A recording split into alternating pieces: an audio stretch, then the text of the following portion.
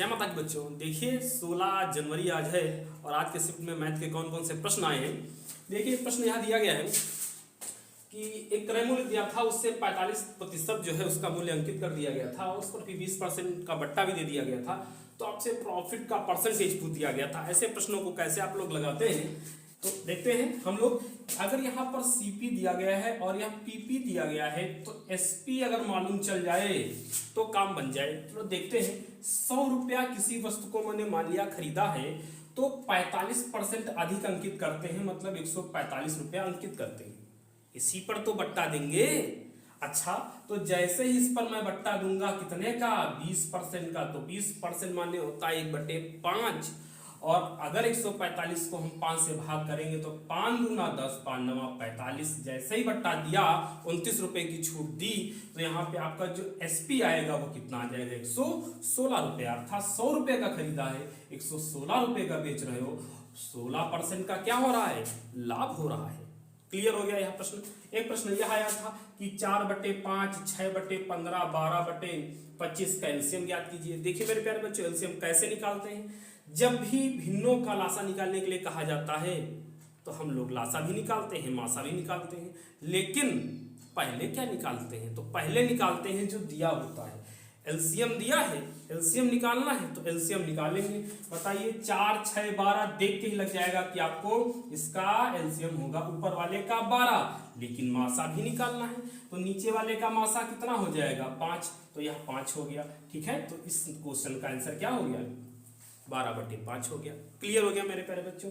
अब यह एक प्रश्न दिया था, इस प्रकार का प्रश्न आया था, A/B 2:7 में दिया है, उसका तृतीय अनुपात दे दिया गया था 343। तो आपको बताना है AB का अंतर कितना है।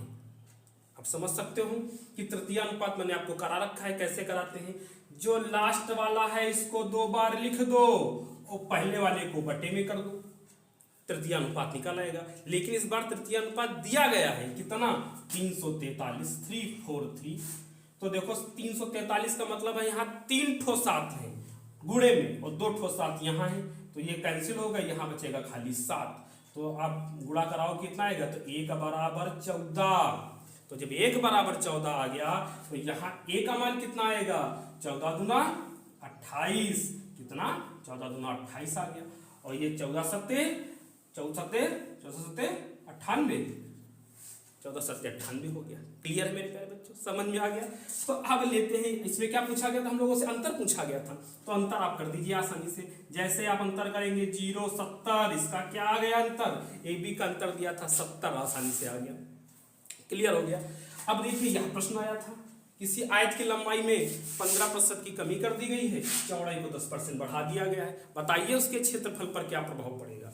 तो 10x10 लगाना मैंने सिखाया वीडियो में, जाकर के पिछले वीडियो में किसी वीडियो में देख सकते हैं। यहाँ पर आपने अन्य तरीके भी सीखे।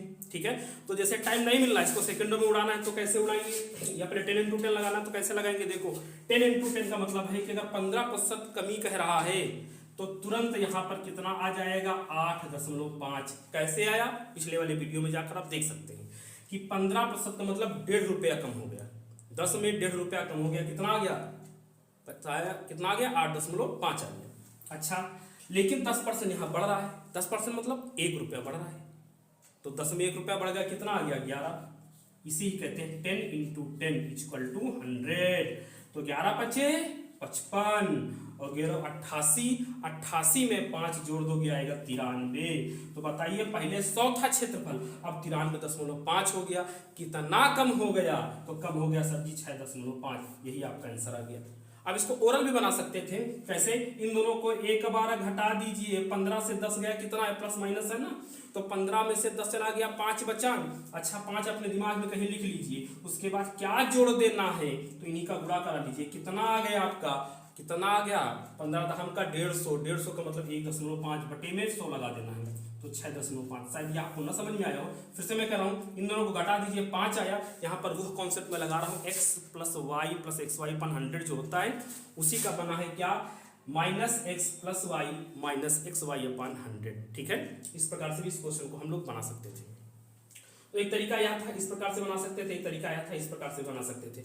संभवतः आपको प्रश्न समझ में आ गए होंगे। तो क्लियर बच्चों, आगे लेते हैं हम लोग प्रश्न।